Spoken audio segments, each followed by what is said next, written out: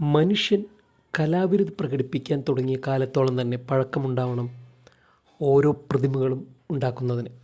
അത് വ്യക്തികളായും മൃഗങ്ങളായും ദേവീദേവന്മാരായും പുരാണ കഥകളിലെ കഥാപാത്രങ്ങളായും ഇങ്ങനെയൊക്കെ പ്രതിമകളായി മാറിയിട്ടുണ്ട്. കല്ലിലും മണ്ണിലും ലോഹങ്ങളിലും കൊത്തിവയ്ക്കുന്ന ഈ രൂപങ്ങൾക്ക് ജീവനില്ലെങ്കിലും ഓർമ്മകൾ നിലനിർത്താൻ ഇവയ്ക്കെല്ലാം കഴിയുമെന്നൊരു വിശ്വാസവുമുണ്ട്.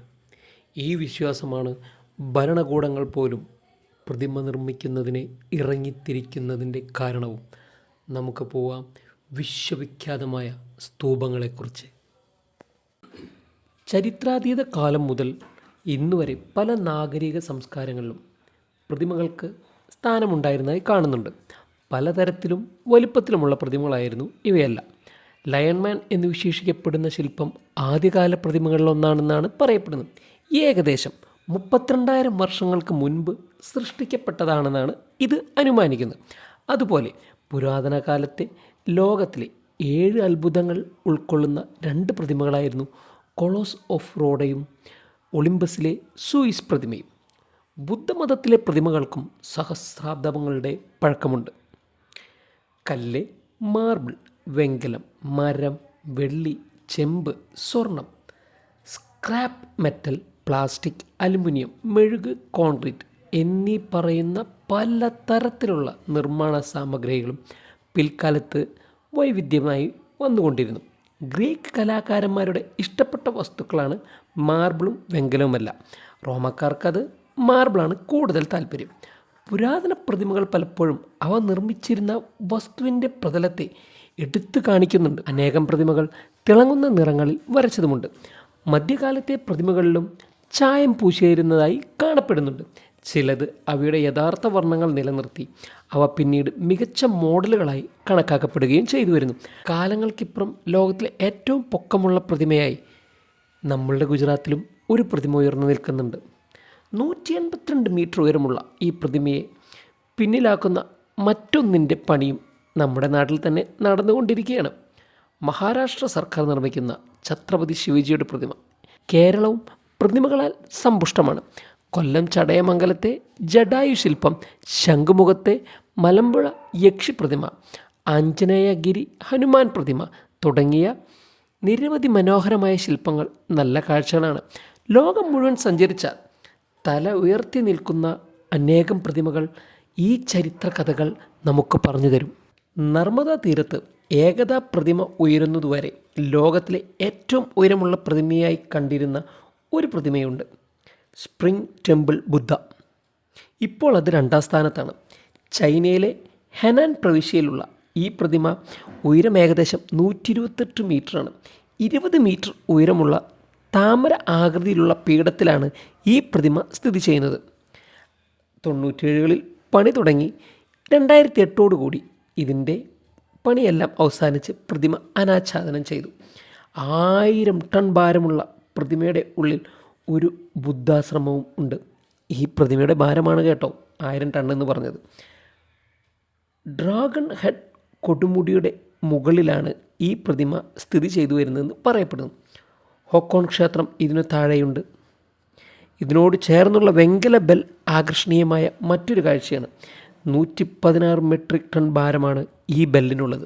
അടുത്തതായി നമുക്കറിയുന്ന എല്ലാവരും സാധാരണ കണ്ടുവരുന്ന ലിബർട്ടി, അതെ, നമ്മളുടെ statue of liberty.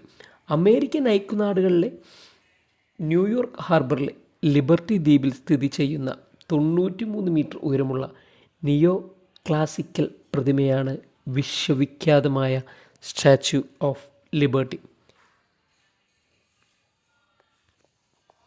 Frederic Auguste Bartholdi രൂപകൽപ്പന ചെയ്ത ഗുസ്താവ് ഈഫൽ നിർമ്മിച്ച ഈ ശില്പം രാഷ്ട്രത്തിന് സമർപ്പിച്ച് 1886 ഒക്ടോബർ 28 അമേരിക്കയ്ക്ക് ഫ്രഞ്ചുകാർ നൽകിയ സമ്മാനമാണ് ഈ പ്രതിമ. സ്വാതന്ത്ര്യത്തിൻ്റെ പ്രതിരൂപമായ റോമൻ ദേവതയായ ലിബർത്താസിൻ്റെ രൂപമാണത്. വലതു കൈയിൽ ഉയർത്തിപ്പിടിച്ച ഒരു ദീപശിഖ, ഇടതു കൈയിൽ പിടിച്ചിരിക്കുന്ന ജൂലൈ 4, 1776 എന്ന റോമൻ അക്കത്തിൽ എഴുതിയ അമേരിക്കൻ സ്വാതന്ത്ര്യ പ്രഖ്യാപന ഫലകമായ ടബുലു അൻസാത്തയുടെ പ്രതീകം. ഇതെല്ലാം ആ കയ്യിൽ ഒതുക്കിപ്പിടിച്ചാണ് പ്രതിമ നിൽക്കുന്നത്. ഒരു തകർന്ന ചങ്ങല പ്രതിമയുടെ കാൽക്കൽ കിടക്കുന്നുണ്ട്. ആദ്യകാലങ്ങളിൽ ലിബർട്ടി എൻലൈറ്റൻസ് ദ വേൾഡ് എന്നാണിത് അറിയപ്പെടുന്നത്. ഇരുമ്പ് ചട്ടക്കൂടിൽ ചെമ്പ് പാളികൾ പൊതിഞ്ഞാണ് ഈ ശില്പം ഉണ്ടാക്കിയിരിക്കുന്നത്. ബ്രസീലിലെ റിയോവിൽ സ്ഥിതി ചെയ്യുന്ന ഒരു ക്രിസ്തുവിൻ്റെ പ്രതിമ, ക്രൈസ്റ്റ് ദി റെഡീമർ അഥവാ രക്ഷകനായ ക്രിസ്തുവിൻ്റെ പ്രതിമ, ലോകത്തെ ജീസസ് പ്രതിമകളിൽ പ്രസിദ്ധമായ ഒന്നാണ് ഈ പറഞ്ഞത്. 30 മീറ്റർ വീതിയും 38 മീറ്റർ ഉയരവുമുണ്ട്. 635 ടൺ ഭാരമുള്ള ഈ പ്രതിമ 700 മീറ്റർ ഉയരമുള്ള ഒരു മലയുടെ മുകളിലാണ് സ്ഥിതി ചെയ്യുന്നത്. 1931 ഒക്ടോബർ 12 ഈ പ്രതിമ അവിടെ സ്ഥാപിച്ചതായി പറയപ്പെടുന്നത്. ലോകത്തിലെ തന്നെ ഇത്തരത്തിലുള്ള പ്രതിമകളിൽ ഏറ്റവും വലുതാണ് ഈ പറയുന്നത്. ബ്രസീലിലെ ക്രിസ്തു മതത്തിൻ്റെ ഒരു പ്രധാന ചിഹ്നം തന്നെയാണ് ഈ പ്രതിമ. പ്രമുഖ തീർത്ഥാടന വിനോദസഞ്ചാര കേന്ദ്രം കൂടിയാണ് ഈ പറഞ്ഞ പ്രതിമയെന്നത്. ഉറച്ച കോൺക്രീറ്റാണ് ഈ പ്രതിമയുടെ പ്രധാന ഘടകം. പോളിനേഷ്യൻ ദ്വീപായ ഈസ്റ്റർ ഐലാൻഡിലെ ഹെഡ്സ് ശില്പങ്ങൾ മോയ് എന്നാണ് അറിയപ്പെടുന്നത്. 1858 ചിലിയുമായി കൂടിച്ചേർക്കപ്പെട്ട ഈ പ്രത്യേക വിഭാഗം റപ്പനൂയി എന്ന പുരാതന ജനത സൃഷ്ടിച്ച മോയ് എന്ന 888 സ്മാരക പ്രതിമകളുടെ ലോകപ്രസിദ്ധമാണ്. മനുഷ്യരൂപത്തിലുള്ള ശില്പങ്ങളുടെ പകുതി ഉടൽ മണ്ണിനടിയിലാണ്. ശിരസ് മാത്രം തള്ളി നിൽക്കുന്ന 1000ഓളം പ്രതിമകൾ AD 1100-നും 1500-നും ഇടയിൽ ഇവിടെ നിർമ്മിക്കപ്പെട്ടിട്ടുണ്ടെന്ന് കരുതപ്പെടുന്നു. കൂട്ടത്തിൽ ഏറ്റവും നീളം കൂടിയ പാറോയോ ആണ് ഈ പറയുന്ന മോയ് പ്രതിമ സമൂഹത്തിലെ വലുത്. ഇതുപോലെ തന്നെയാണ് ദി തിങ്കർ, മൈക്കലാഞ്ചലോയുടെ David, Terrace of Lions, Mount Nemrut എന്നെല്ലാം പറയുന്ന പ്രതിമകൾ. ഇതെല്ലാം വിശ്വവിഖ്യാതമായ പ്രതിമകൾ തന്നെ.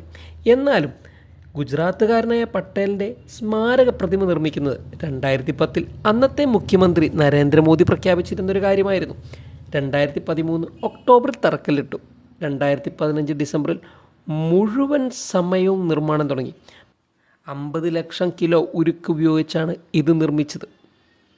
ഇനി നമ്മൾ ആദ്യം പറഞ്ഞ പോലെ തന്നെ ഇനി വരുന്നൊരു പ്രതിമ 212 മീറ്റർ ഉയരമുള്ളത്. നമ്മൾ പറഞ്ഞു കഴിഞ്ഞതാ ഛത്രപതി ശിവജിയുടെ പ്രതിമ. ഗ്രേറ്റ് സ്ഫിങ്സ്, മനുഷ്യൻ്റെ ശിരസും സിംഹത്തിൻ്റെ ഉടലുമുള്ള സ്ഫിങ്സ് ശില്പം ഈജിപ്തിലെ ഗിസയിൽ സ്ഥിതി ചെയ്യുന്നു. ചുണ്ണാമ്പ് കല്ലിൽ നിർമ്മിച്ച വലിയ ശില്പമാണിത്. ഈ പ്രതിമകൾ ലോകത്ത് അനേകമുണ്ടെങ്കിലും കൂട്ടത്തിൽ വിശേഷപ്പെട്ടത് ഗിസയിലെ സ്ഫിങ്സ് ആണ്. നൈലിൻ്റെ പടിഞ്ഞാറേക്കരയിൽ കിഴക്ക് ദർശനമായാണ് ഈ ശില്പം പണിതിരിക്കുന്നത്. ശില്പത്തിൻ്റെ മുഖം ഗഫ്രെ ഫറവോയെ പ്രതിനിധാനം ചെയ്യുന്നുവെന്ന് കരുതപ്പെടുന്നു. പാദം മുതൽ വാല് വരെ 73 മീറ്ററും കീഴ്ഭാഗം മുതൽ ശിരസ് വരെ 20.21 മീറ്ററുമാണ് ഈ ശില്പത്തിൻ്റെ വലുപ്പം. ഈജിപ്തിൽ അറിയപ്പെടുന്ന ഏറ്റവും പഴക്കമുള്ള പുരാതന ശില്പങ്ങളിലൊന്നാണ് സ്ഫിങ്സ്. പുരാതന സാമ്രാജ്യ ഫറവോയായിരുന്ന ഗഫ്രയുടെ ഭരണകാലത്താണ് ഇത് നിർമ്മിക്കപ്പെട്ടത്. മെക്സിക്കോയിലെ പുരാതനമായ കൊളംബിയൻ സംസ്കാരത്തെ ഓൾമെക് പ്രതിമ പ്രതിനിധാനം ചെയ്യുന്നു. ഹെൽമറ്റ് ധരിച്ച ശിരസ്സോടു കൂടിയ പ്രതിമകൾ. അവിടുത്തെ ഭരണാധികാരികളുടെ ശിരസിനെയാണ് ഓരോ പ്രതിമയും ഓർമ്മിപ്പിക്കപ്പെടുന്നത്. മൊത്തം 17 ശില്പങ്ങൾ. ഓരോ ശിരസും വ്യത്യസ്തമുള്ളതാണ്. മദർലാൻഡ് കോൾസ് എന്നറിയപ്പെടുന്ന ദി മദർ റഷ്യ പ്രതിമ ദി മദർലാൻഡ് കോൾസ് എന്നും അറിയപ്പെട്ടുകൊണ്ടിരിക്കുന്നു. ഉയരം കൂടിയ പൊളിറ്റിക്കൽ സ്റ്റാച്ചു കൂടിയാണിത്. ഉക്രൈൻ്റെ തലസ്ഥാനമായ കീവിലാണ് ഈ പ്രതിമ. ഉയരം 102 മീറ്റർ. പ്രതിമയുടെ വലത് കൈയിൽ വാളും ഇടത് കൈയിൽ സോവിയറ്റ് യൂണിയൻ്റെ ചിഹ്നമുള്ള ഷീൽഡുമാണ് ഉള്ളത്. പൂർണ്ണമായും സ്റ്റെയിൻലെസ് സ്റ്റീൽ കൊണ്ട് നിർമ്മിച്ചിരിക്കുന്നു.